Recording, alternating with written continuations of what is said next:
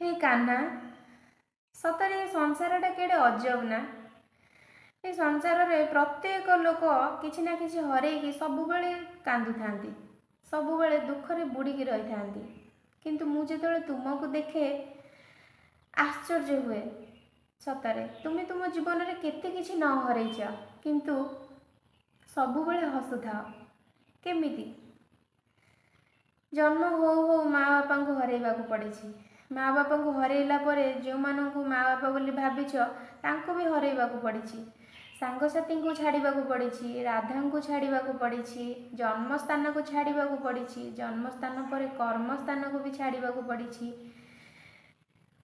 सतरे बहुत किछि तमे हरैबा परे भी एते हसुथाओ केमिति? तुमे होच बहुत दुख भितर उत्सवर प्रतीक, खुशीर प्रतीक। तुमको देखीदेले ना बड़ दुख भितर भी हसवाकू प्रेरणा मिलता है।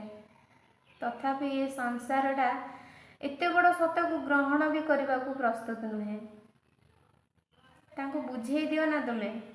जदि तुमे दुख भितर खुशीर उदाहरण ही आसीच, समस्त को सेटा बुझेई दौन कहीं।